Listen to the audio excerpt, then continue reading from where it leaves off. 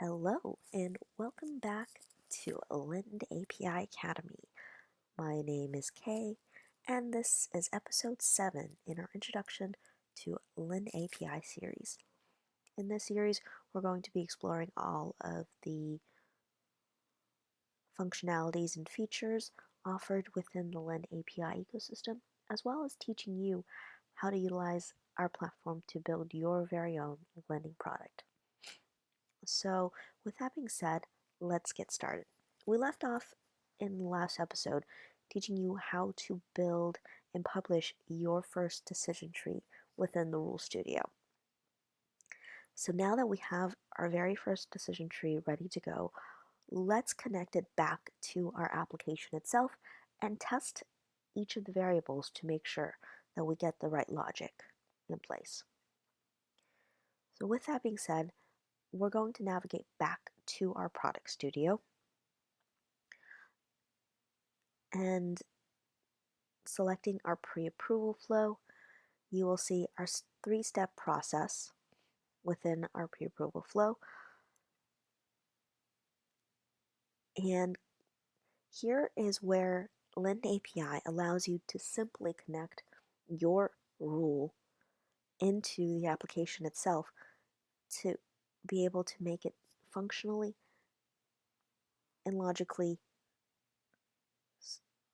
feasible for the user. What this means is, in the application itself, you will notice we have a decision tree selection here, and once you've published your decision tree, you're actually able to select it and run it as a logic engine in the background. Since we have published our pizza lending pre-approval flow, we can actually select it and put it into the process itself. One thing to note though, for this, because we've decided to create a decision tree that puts multiple different rules into one decision tree, we want to make sure that we actually connect it to the right step in our logic flow. And in this instance, I think it would be the last step of the application, which is employment. So navigating to employment, we'll see our rules, and we'll see the different variables here, and we will select the pizza lending pre-approval. Once you've selected this and connected to your tree, you'll also need to indicate the next step for decision tree, meaning if there is an approval, what happens next? And because this is currently our last step in the pre-approval process, there's no new tab for the users to navigate to. So we're going to keep this as the last step and make sure that everything here looks right. So with that, we're going to save the form, and let's go through and make sure everything else in our application process looks correct. So we are addressing that this is still our first step in our personal information flow. We're also addressing the address as the next step and employment being the last step. And here is where we will run our decision tree logic, because this is where the user will have entered all of the different pieces of information, for example, the date of birth, as well as employment type and monthly income, as well as monthly expenses for DTI. So this would be the most logical place to put it. Of course, if you want to, you can break up your decision tree into more than one and add it in multiple steps, so that if a user, for example, sets their date of birth to be under 18 and you want them to stop at this page, doing that will simply adjust that experience. So once you've saved your form with your decision tree, the next step would be to publish it. And remember, once you publish this, always set this as the default version, so that it becomes your live version in Product Builder. So this will be your actual application to test. We've actually went ahead and published this version already. So we are actually on our test version 3 and made sure that this is our default version. So let's go ahead and test our application and make sure the logic's in place. So, of course, going back to testing, we navigate back to our product studio and we navigate to our start application link under URL, which is our live test link. And we want to make sure that everything else in place looks good. So we are going to fill in some more pieces of information, going through with our first and last name, and then of course a date of birth for this, because the logic says that we need to be 18 and above. We have to make sure we set this test date of birth to be in a reasonable state. And then navigating forward, we're going to set our address, city,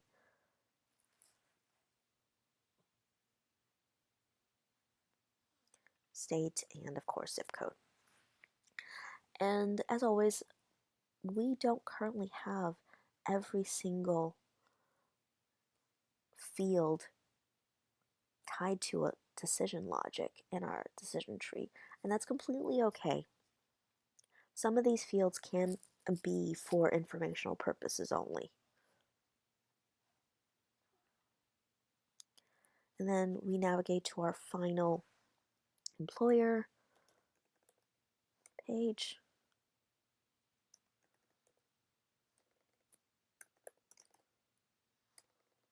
Oops. Make sure our spelling is correct. And we select employer type. Of course, we know that unemployment will get us an automatic rejection. So for this, because we are testing to make sure that we have a approval flow, we'll set this as full-time, and of course we want to make sure we set this test DTI to get us to an approved state. So with that, because this is the last page, the next logical step should get us to a pre-approval and not a loading step. So when I hit continue, we will see you have been approved. Congrats, you've been approved. And you will notice that this language is actually what we have used in we've set up in our global settings. If you navigate back to your global settings on the settings page, this will be the content that we set there. Of course, you can change this at any state, but I just wanted to show you how all of the pieces were connecting. So we've successfully set our first approved application. So now what we can do is we can actually navigate to the applications wizard up here, which we have yet to do, and see our application that we've just tested in its approved state.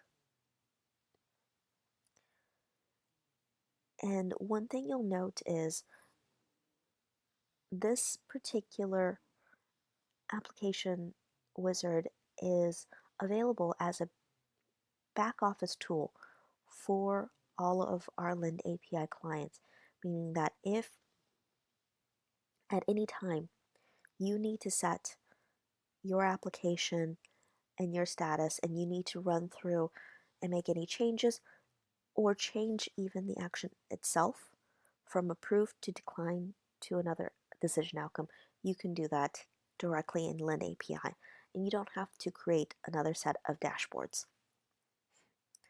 And you will see once you navigate to the application, all of the information that we've just entered in our application itself. And one cool feature up here is under underwriting results, if you click on view details, we will actually give you the decision tree that we just ran through and the parameters for where it came to a approval state.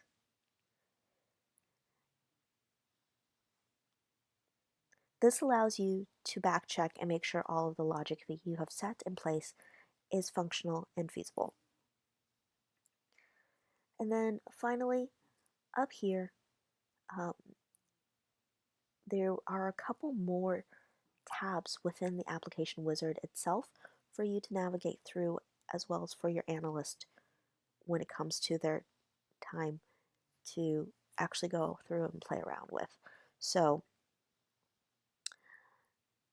loan offers is set to show if there are any offer documentations or offer criterias, and this is connected to our pricing engine, which we've yet to set up. We also have documents, which again is set to show any documents that have been sent to users, and these will be generated either through document library or through our document upload templates. Of course, we have emails as a history tracker of all of the emails that have been sent as communication within the application itself. So if you've sent any pre-approval emails or offer emails, it will be tracked here. Now, you will remember when we set up our decision outcomes for a pre-approval flow, we actually created an email template to generate. But because we didn't put in an actual email field in the product studio, this email template wasn't actually successfully able to be sent out. But have no fear, we can always replicate that and reset that in our product studio. And then, of course, all of the data that has been utilized in the application creation itself, from each of the inputs to any of the derived variables that you've set. And then finally, we give you a full systems history between what your analysts have done as well as what the applicant has done, whether they've created and moved through each of the steps. You'll see that when I was testing it, it gave me what happened within the application itself, where we've moved through from the first page to address, then to employment, and then finally, obviously, an approval. So with that, LendAPI offers your back office team a full suite of functionality for them to be able to perform any manual checks or risk analysis on the application itself. So with that, let's go back to our product studio and create some updates to make our application a little bit more functionally friendly. And what we'll do is, the first thing we want to do is actually add in a email template into this. And to do so, we simply go back to our variable studio and add in another variable into the form input variable. And this we will call it email with the variable name email. And of course, this will be a string type and it will be regular. And with that, we are actually able to drag this form input back into our product studio, and we should probably put it on the first page.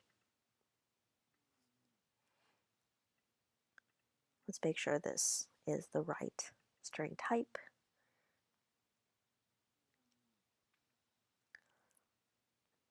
And I believe we should make this required to move forward. Having email will be a good user experience and allow for better communication as we move forward. And if we want to create more email templates, we can always do so here. So we'll go ahead and save this form and start to navigate forward. One thing you will also notice is we have not actually played around with any of the user interface on the application itself. For example, starting with headers and footers, we have yet to leverage that. So let's remedy that right now. And the best way to do so is, I think we'll start with a simple header and keep this intake form as controlled as possible. And the best way to do so is actually to utilize our out-of-the-box rich text editor. So what I will do is drag in the rich text editor into the application, and let's move this up so that it is above. And we can move this one back into our controls. And let's utilize this to create the header itself. So for this, I think what we'll do is we'll put in the product name, which is again pizza lending.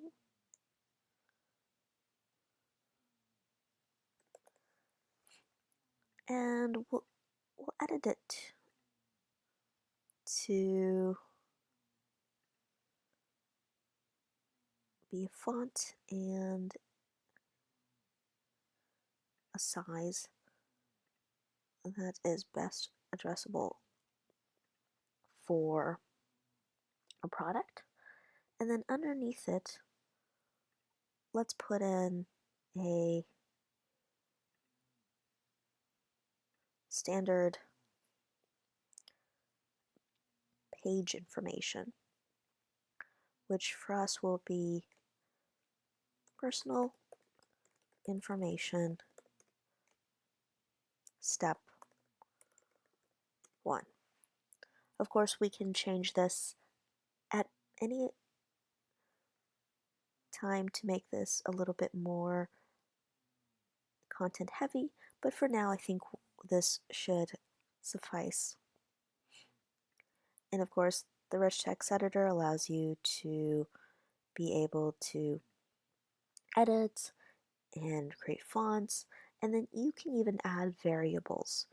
So if you want to put in dynamic components or text, you can do so here. So with that, I think I'm going to make this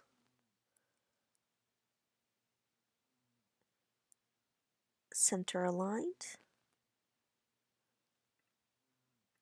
and let's save it and see what it looks like in our preview. And you'll see that we've actually added the title itself as well as some more information. Now by adding in the rich text editor box, you can actually start to play around with how all of these different fields interact and navigate through. So let's continue with more. So the second of which will be another rich text editor box, and again we are going to put in our title, which will be pizza lending. Make sure it is the right font and make sure it is the right size. And then for this, let's make this step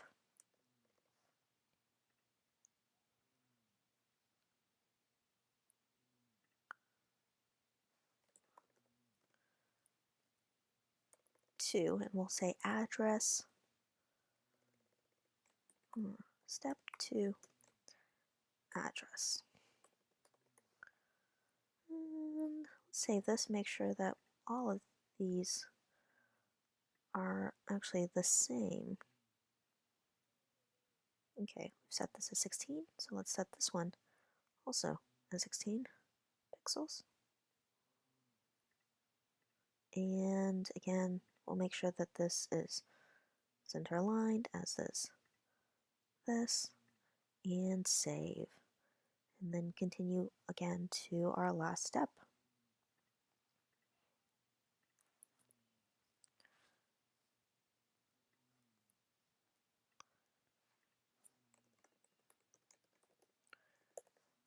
One of the coolest things about LendAPI is its low code or no code functionality. It allows you to utilize this product as you would a website builder without the need of any developers or engineers or sprints. So this really reduces your overall time to launch.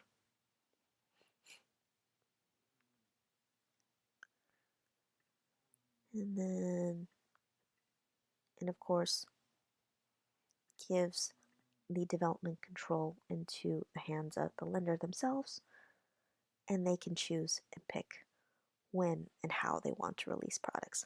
So with that, we've saved our last form. Let's publish and test it again.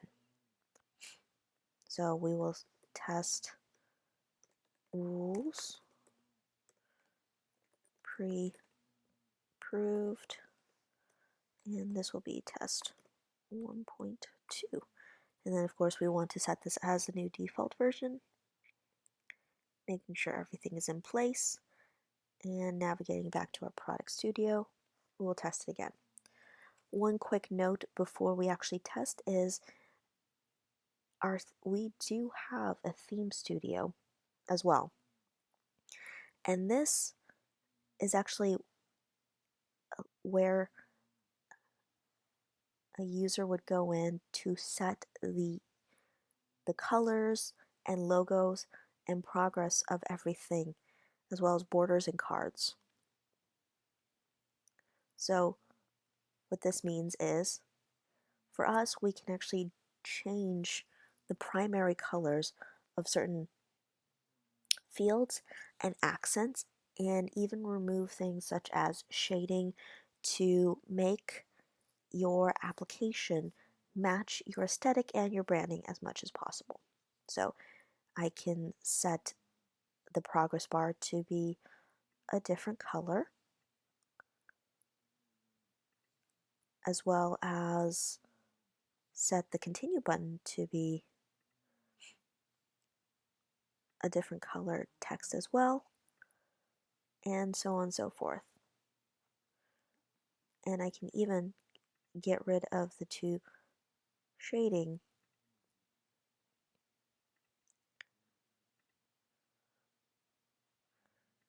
and change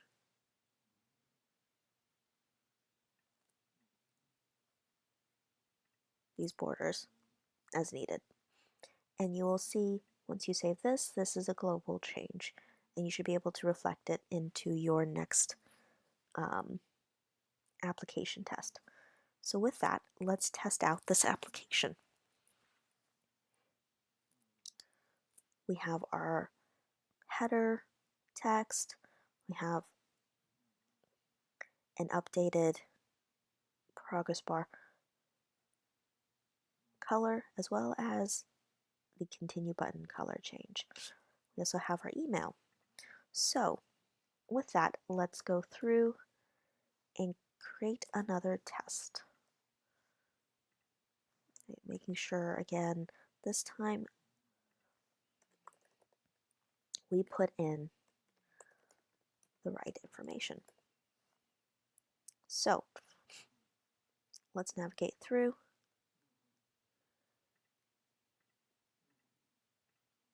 and test this application.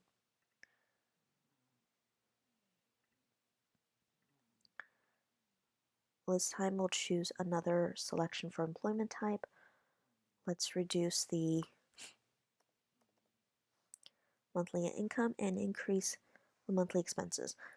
Even though we've made some changes, this should still produce a approved step. Perfect. And you have been approved. And this will be what your customer sees. And with that, we've successfully created the pre-approval. So with that being said, the next logical step would be for us to go through and update the pricing engine. And we'll do that in the next video so that once a user navigates through the pre-approval flow, we actually end that flow with a pre-qualified offer, pricing, and rate. And before we go, I just have to check and make sure that I've received an email from our email template. And yes, I have. So everything has been set in place. Thank you for watching episode 7, and we hope you subscribe and follow us for more content. Cheers.